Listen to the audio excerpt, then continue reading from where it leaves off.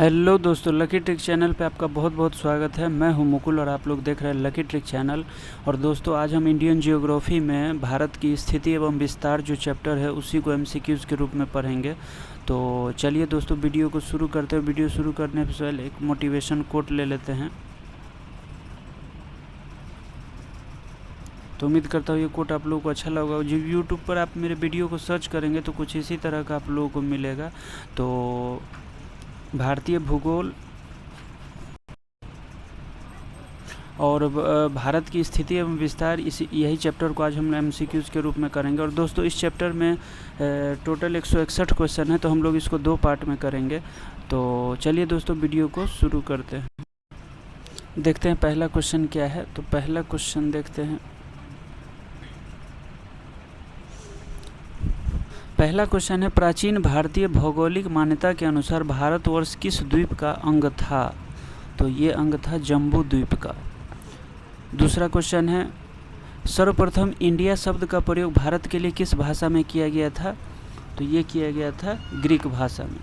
अब आगे चलते हैं। तीसरा क्वेश्चन, भारत की मुख्य भूमि की दक्षिणी सीमा क्या है? तो मुख्य भूमि की जो दक्षिणी सीमा की बात करेंगे दोस्तों, तो ये है 8 डिग्री 4 मिनट उत्तरी अक्षांश। आगे चलते हैं। चौथा नंबर क्वेश्चन पे, भारतीय मानक समय आधारित है? तो ये आधारित है 82.5 डिग्री पूर्व देशांतर पर। काफ़ी इंपॉर्टेंट है, ये एग्जाम में पूछे जाते हैं। भारत का प्रमाणिक समय उस स्थान का स्थानीय समय है जो स्थित है इलाहाबाद के समय पे, नैनी, जो कि आप लोगों को याद होगा। और आगे चलते हैं। 6 number question, Indian standard time और ग्रीनविच टाइम में कितना अंतर होता है? तो ये अंतर होता है 5.5 घंटे का।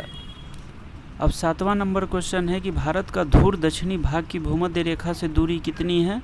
तो ये दूरी है 876 किलोमीटर। भारत की स्थलीय सीमा की लंबाई कितनी है? तो स्थलीय की बात कर रहा है दोस्तों, स्थलीय मतलब ज़मीन, तो यह है 15,200। अगर बात करता है कि समुद्री सीमा से कितने लगाता है, तो इसका आंसर ये बी हो जाता। तो यहाँ पे शब्द पे गौर करेंगे। द्वीपों सहित भारत के तट रेखा की लंबाई कितनी है? तो ये है, देखिए ये क्वेश्चन आ गया 7,516.5 किलोमीटर। अब आगे है 10वां नंबर, भारत की उत्तर से दक्षिण तक की लंबाई क्या है? यानी जो भारत का नक्शा है, ये उत्तर से दक्षिण, इसकी लंबाई पूछ रहा है। तो इसकी लंबाई जो दोस्तों है वो क्या है? इसकी लंबाई तो ये है दोस्तों 3214 किलोमीटर। काफ़ी ज़्यादा लंबाई है उत्तर से दक्षिण। और ये जो लंबाई है ये है पूरब से पश्चिम की ओर। तो इसका आंसर ये बी होगा। फिर से आगे का क्वेश्चन आ ही गया। भारत की पूर्व से पश्चिम की दूरी तो मैंने अभी बताया 2933 किलोमीटर। भारत की तट रेखा की लंबाई कितनी है? तो ये लंबाई कितनी है? तट रेखा की लंबाई 6100 किलोमीटर। आगे चलते हैं। भारत का क्षेत्रफल विश्व के कुल भौगोलिक क्षेत्रफल का कितना है? तो कितना है? तो यह है 2.4%। भारत के कुल क्षेत्रफल का कितना प्रतिशत भाग पर्वतीय क्षेत्र के अंतर्गत आता है? तो ये आता है 10.7%। संपूर्ण भारत के कितने प्रतिशत भूभाग पर पर्वत पहाड़ी? बस ये सब ध्यान रखना है। पर्वत पहाड़ी कितने संपूर्ण भाग पर, पर्वतीय क्षेत्र कितना है? तो ये कितना है 15 नंबर का आंसर? तो ये है 29.3%। संपूर्ण भारत के कितने प्रतिशत भूभाग पर पठार का विस्तार पाया जाता है? तो पठार का विस्तार पाया जाता है कितने प्रतिशत भूभाग पर? तो ये है 27.7। संपूर्ण भारत के कितने प्रतिशत भूभाग पर मैदान का विस्तार पाया जाता है? तो मैदान पाया जाता है 43.0%, जो कि काफ़ी ज़्यादा है। अब 18 नंबर क्वेश्चन देखते हैं। भारत की प्रादेशिक जल सीमा समुद्र तल से कितने समुद्री मील की दूरी तक है? तो ये है कितने? 12 मील। भारत का संलग्न क्षेत्र प्रादेशिक जल सीमा के आगे कितने समुद्री मील की दूरी तक है? तो इसका आंसर है दोस्तों ये है 24 मील। देखिए यहाँ पे अंतर समझिएगा आप लोग। प्रादेशिक जल सीमा समुद्र तट से कितने समुद्री, प्रादेशिक है यहाँ पर, और यहाँ पे है संलग्न प्रादेशिक जल सीमा के आगे कह रहा है, देखिए इसीलिए। भारत का एकांतिक आर्थिक क्षेत्र संलग्न क्षेत्र के आगे कितने समुद्री मील दूरी तक है? तो ये है 200 मील। भारत के कितने राज्य समुद्र के किनारे पर स्थित है? तो ये है 9। भारत के किस राज्य में सबसे लंबी मुख्य भूमि तट रेखा है? तो ये कौन सी है? गुजरात की। निम्नलिखित भारतीय राज्यों में से किससे होकर कर्क रेखा नहीं गुजरती है? तो कर्क रेखा नहीं गुजरती है किससे होकर? तो ये नहीं गुजरती है, उत्तर प्रदेश से होकर नहीं गुजरती है कर्क रेखा। तो कैसे नहीं गुजरती है? तो मैंने प्लेलिस्ट में आप लोग जाकर देखेंगे, कर्क रेखा नहीं गुजरती है। जेसीबी ट्रिक से मैंने बताया था, जेसीबी जो हम लोग माटी खुदाई करते हैं वो मशीन, उसी ट्रिक से मैंने बताया था। तो जेसीबी ने मारा एमआरटी, मारा ठोकर, मारा एम से मारा, आरटी से ठोकर, मारा आर से मारा और टी से ठोकर, और क्या किया? एमजी, एमजी से मर गया, एमजी से मर गया। तो यही है, जेसीबी ने मारा ठोकर और मर गया, एक ट्रिक है। अब इस ट्रिक में दोस्तों देखते हैं कि जे से क्या है? झारखंड, छी से छत्तीसगढ़, बी से बंगाल और एम से मध्य प्रदेश और आर से राजस्थान, टी से त्रिपुरा और ये एम जो दिख रहा है आप लोगों को ये क्या है? मिज़ोरम और जी से गुजरात। कहीं भी यूपी मिला तो इसीलिए इसका आंसर क्या हो जाएगा? उत्तर प्रदेश। तो मैंने काफ़ी अच्छे से विस्तार से वहाँ जेसीबी ट्रिक को समझाया, तो आप लोग प्लेलिस्ट में जाकर वहाँ पर देख लेंगे। कौन सी अक्षांश रेखा भारत के मध्य से होकर गुजरती है?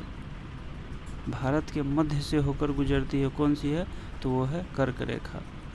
कर्क रेखा भारत के कितने राज्यों से होकर गुजरती है?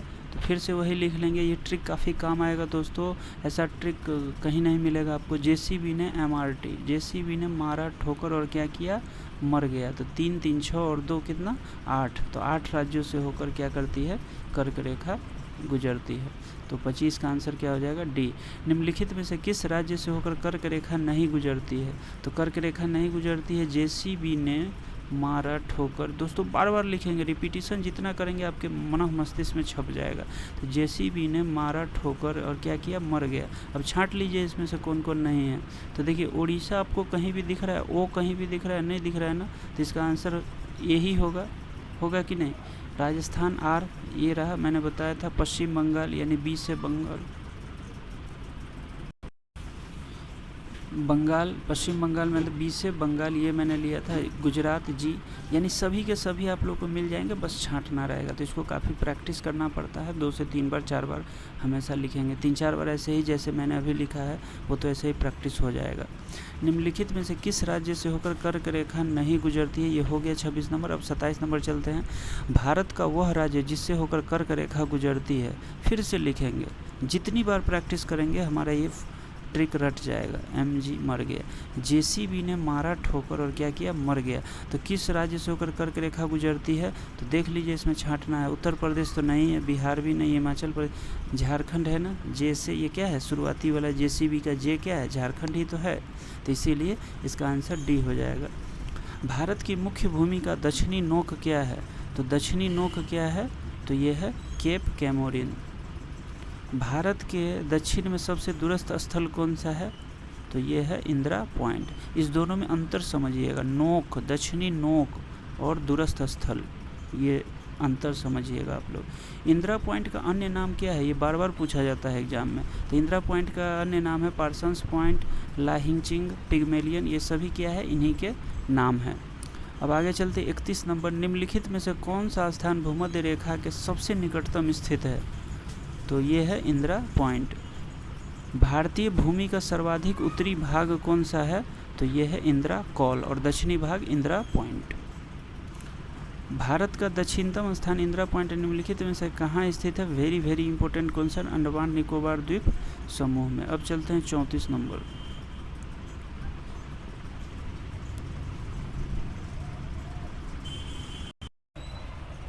भारत की मुख्य भूमि को रामेश्वर द्वीप से कौन अलग करता है? तो ये है पंबम चैनल, काफ़ी इंपॉर्टेंट है। आदम का पुल, आदम का पुल निम्नलिखित में से किन 2 देशों के मध्य स्थित है?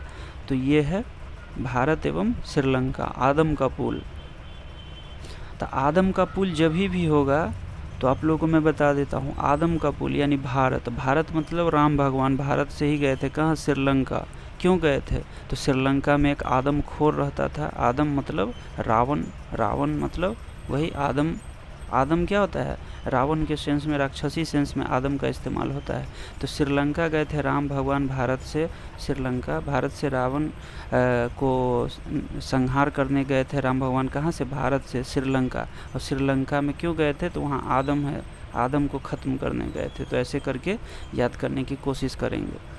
निम्नलिखित द्वीपों में युग्मों में से कौन सा एक 10 अंश मार्ग जलमार्ग द्वारा आपस में पृथक किया जाता है, तो ये है अंडमान निकोबार।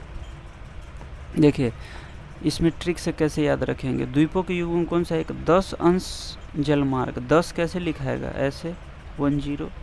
और देखिए इस जीरो को गौर कीजिए, इस जीरो को गौर करेंगे तो क्या है, ये अंडा का आकार का है जीरो, तो अंडा मीन्स अंडमान निकोबार। तो ऐसे भी याद कर लेंगे हम लोग इसको।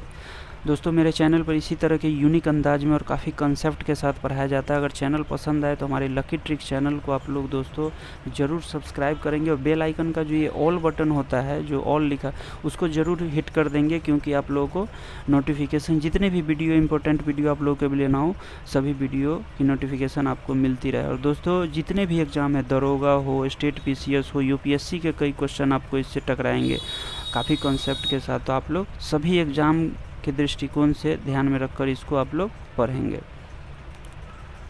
डंकन पास किसके बीच स्थित है, तो डंकन पास किसके बीच स्थित है, तो ये है दक्षिणी अंडमान एवं छोटा निकोबार। डंकन पास दक्षिणी अंडमान एवं छोटा निकोबार। द्वीप एक द्वीप है, तो द्वीप एक द्वीप है कहाँ का, तो ये है गुजरात के तट का। भारत और श्रीलंका को अलग करने वाली जलराशि कौन सी है, तो ये है पाक जल संधि।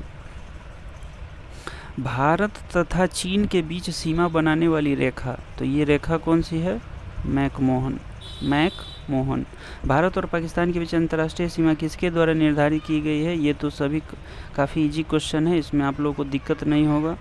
और आगे है, भारत के सुदूर पूर्व में कौन सा देश भारत के साथ सर्वाधिक लंबी अंतर्राष्ट्रीय सीमा बनाती है, तो ये है म्यांमार। सुदूर पूर्व की बात कर रहा है दोस्तों, कन्फ्यूज़ नहीं करेंगे, आराम से क्वेश्चन पढ़ेंगे। भारत एवं चीन के बीच सीमा निर्धारण करने वाली मैकमोहन रेखा निम्नलिखित में से किस प्रदेश की उत्तरी सीमा पर खींची गई है, तो ये खींची गई है अरुणाचल प्रदेश। आगे है, निम्नलिखित में से किस देश के साथ भारत की अंतर्राष्ट्रीय सीमा नहीं लगती है, तो भारत की अंतर्राष्ट्रीय सीमा किस देश के साथ नहीं लगती है, तो ये है श्रीलंका। आप लोग देखते होंगे भारत की जो ये भारत का ये जो नक्शा देखते होंगे, ये क्या है, यहाँ पर छोटे छोटे द्वीप है जो कि पूरी तरह से ये जुड़े हुए नहीं है, इसीलिए इसका आंसर श्रीलंका होगा। निम्नलिखित में से कौन सा देश भारतीय उपमहाद्वीप के अंतर्गत शामिल नहीं किया जाता है, तो उपमहाद्वीप के अंतर्गत शामिल नहीं किया जाता है वो कौन सा है, श्रीलंका। और इसको मैं ट्रिक से बताता हूँ कि भारतीय उपमहाद्वीप कौन कौन होते हैं, इसमें कौन कौन से आते हैं, तो आप बस पंजाब नेशनल बैंक याद कर लेंगे, PNB और IB याद कर लेंगे। IB मतलब इंटेलिजेंस ब्यूरो और PNB पंजाब नेशनल बैंक, यानी PNB और IB याद कर लेंगे। यही 5 जो है वो भारतीय उपमहाद्वीप कहलाते हैं। तो इसमें कौन कौन है, पाकिस्तान, नेपाल, भूटान, और ये क्या है, पाकिस्तान, नेपाल, भूटान, और ये एक इंडिया खुद आता है भारतीय उपमहाद्वीप में, पाकिस्तान, नेपाल, भूटान, और ये एक क्या आता है, बांग्लादेश। तो ये सभी आप लोग अच्छे से याद करेंगे। दोस्तों अगर चैनल पसंद आए तो ज़रूर चैनल को सब्सक्राइब करके आप लोग इसका फ़ायदा उठाएंगे, और ऐसे ही वीडियो मैं बनाता हूँ, जाके प्लेलिस्ट में देखेंगे, एक से एक ट्रिक के साथ वीडियो बताए गए हैं और काफ़ी कंसेप्ट के साथ, और पॉइंट वाइज फॉर्म में लक्ष्मीकांत से रिलेटेड स्पेक्ट्रम जितने भी सब्जेक्ट है पॉइंट वाइज फॉर्म में पढ़े, वहाँ कुछ अलग मज़ा आएगा, आप वहाँ से नोट्स भी बना सकते हैं। और मेरे चैनल पे दोस्तों इंग्लिश, हिंदी जितने भी सब्जेक्ट है सभी को पढ़ाया जाता है, तो आप एक चैनल पे अगर बने रहेंगे तो सारी सुविधाओं का लाभ उठा पाएंगे। तो चलिए दोस्तों आगे चलते हैं। अब निम्नलिखित में से किस भारतीय राज्य की समुद्र तटीय सीमा जो है सबसे छोटी है, तो सबसे छोटी किसकी है, गोवा की है। अब आगे चलते हैं, भारत की सबसे लंबी अंतर्राष्ट्रीय सीमा किस देश के साथ है, तो सबसे लंबी अंतर्राष्ट्रीय सीमा किस देश के साथ है, तो बांग्लादेश के साथ है। तो इसको मैं अभी ट्रिक से बता देता हूँ। देखिए BCPN बचपन में MBA कर लिया। देखिए याद रखिए, ये ट्रिक है। सबसे लंबी अंतर्राष्ट्रीय सीमा क्रम यही है, यहाँ से लेकर ये जितने भी देख रहे हैं आप लोग, ये अंतर्राष्ट्रीय सीमा का क्रम है। तो बचपन में BCPN से क्या याद करेंगे, बचपन और MBA। तो बचपन में ही क्या कर लिया, ये MBA कर लिया। तो बी से देखिए बांग्लादेश, सबसे ज़्यादा लंबी अंतर्राष्ट्रीय सीमा भारत के साथ है किसका, बांग्लादेश, उसके बाद चाइना, उसके बाद पाकिस्तान, उसके बाद नेपाल, उसके बाद म्यांमार, फिर भूटान, फिर क्या, अफ़गानिस्तान। तो ये है इसका क्रम। तो बचपन में MBA किया। तो मैंने भी इसके लिए स्पेशल वीडियो वहाँ पे बना चुके हैं दोस्तों, प्लेलिस्ट में जाकर वहाँ पर देख लेंगे, वहाँ सभी वीडियो अवेलेबल है, तो डिटेल में वहाँ पर पढ़ेंगे। तो इसमें आंसर क्या हो जाएगा दोस्तों, सबसे ज़्यादा बांग्लादेश। सबसे छोटी स्थलीय सीमा भारत की किस देश के साथ लगती है, तो ये लगती है किस देश के साथ, तो